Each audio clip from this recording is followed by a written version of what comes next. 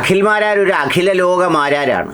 അഖിലാണ്ട മണ്ഡലം അണിയിച്ചൊരുക്കി എന്നൊക്കെ പറയുന്നത് പോലെ അഖില ലോക മാരാർ അഖില ലോക വിശേഷങ്ങൾ പങ്കുവെച്ചുകൊണ്ടേയിരിക്കുകയാണ്. സംഗതി ആകെ ഒരു കയ്യബദ്ധം കേരളത്തിന് സംഭവിച്ചതിലൂടെയാണ് ഈ അഖില ലോക മാരാർ ജനിക്കുന്നത്. അന്ന് ടി വിയിൽ ആദ്യമായി എന്തോ ബംഗ്ലാവ് തുടങ്ങിയപ്പോൾ ആ ബംഗ്ലാവിനകത്ത് താമസിപ്പിച്ചിരുന്ന വ്യത്യസ്ത തരം ജീവികളിൽ ഈ ജീവി മെച്ചപ്പെട്ടതാണെന്ന് കണ്ടെത്തുകയും അതിനെ ബംഗ്ലാവിൽ നിന്ന് കൂട് തുറന്ന് പുറത്തു വിടുകയും ചെയ്തു. അപ്പോൾ മുതൽ തന്നെ ആ ജീവിക്ക് അവസ്ഥാന്തരങ്ങളും പരിണാമവും സംഭവിച്ച് പല ഘട്ടങ്ങളിലൂടെ കടന്നു പോവുകയായിരുന്നു. സാമൂഹ്യ മാധ്യമങ്ങൾ സജീവമായതോടുകൂടി അതിൽ പ്രത്യക്ഷപ്പെടുകയും അഖില ലോക വിശേഷങ്ങൾ ഒക്കെ പങ്കുവെച്ചും പോരുന്നതിനിടയിൽ പൊടിക്കല്ലുകൊണ്ടെറിഞ്ഞിട്ട തൊപ്പിയെയും മറ്റു പലരെയും സ്നേഹപൂർവ്വം നന്ദിപൂർവ്വം ഇവിടെ ഓർക്കുന്നു.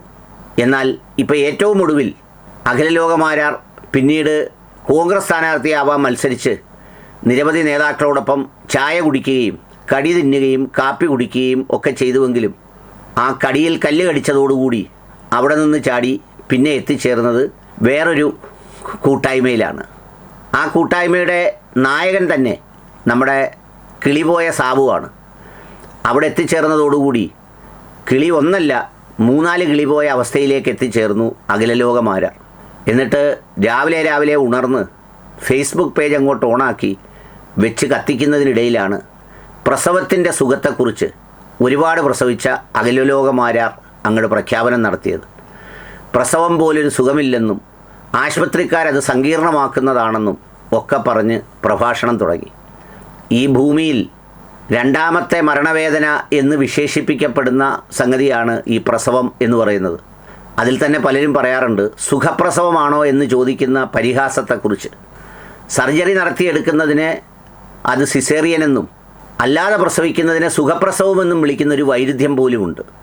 അതിൻ്റെ വേദനയും പ്രയാസങ്ങളും ഈ പറഞ്ഞതുപോലെ മനുഷ്യർക്ക് തന്നെ കണ്ടുകൊണ്ട് നിൽക്കാൻ അസഹനീയമാണെന്നും അത് ഭർത്താക്കന്മാരെ കൂടി കയറ്റി കാണിക്കണമെന്നും ഒക്കെ പറയുന്ന ചിന്താഗതി വരുമ്പോഴാണ് സുഖമുള്ള പ്രസവത്തെക്കുറിച്ച് അഖിൽമാരാർ ഗീർവാണം അടിച്ചത് മാത്രമേ ഓർമ്മയുള്ളൂ. എല്ലാവരുടെ മാരാരെ എടുത്ത് അന്തരീക്ഷത്തിലിട്ട് അമ്മാനമാടി. കോട്ടാത്തല മേഖലയിലും കൊട്ടാരക്കരയിലും അതിൻ്റെ പരിസരങ്ങളിലും ഒരു മാലിന്യ നിർമ്മാർജ്ജന പ്ലാന്റ് പ്രവർത്തിപ്പിക്കുന്ന അസഹനീയതയോടെയാണ് ആളുകൾ വന്ന് നമ്മുടെ കുരീപ്പുഴ ചണ്ടി സംസ്കരണശാലയിലെ പോലെ കമൻറ്റുകളിട്ട് അദ്ദേഹത്തെ പൊങ്കാല നേർച്ച നേർന്നു. അദ്ദേഹം നേരെ ആ പ്രസവത്തിൻ്റെ സുഖത്തിൽ നിന്ന് ആശുപത്രിയിലെ കെടുതിയിലേക്ക് സഞ്ചരിക്കേണ്ടി വന്നു.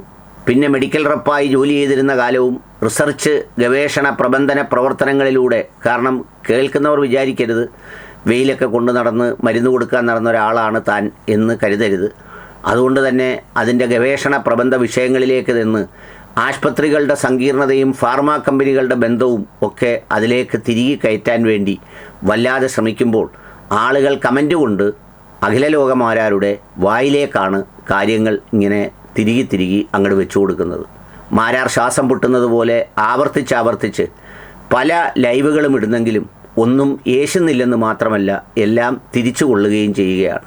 അതുകൊണ്ട് അടുത്ത ജന്മത്തിലെങ്കിലും മാരാരെ ഒരു വനിതയായി ജനിപ്പിച്ച് ഇന്ന് വനിതകൾ പ്രസവത്തിലൂടെ അനുഭവിക്കുന്ന സുഖം മാരാരെ അനുഭവിപ്പിക്കാൻ അവസരമുണ്ടാകട്ടെ എന്നാണ് എൻ്റെ പ്രാർത്ഥന.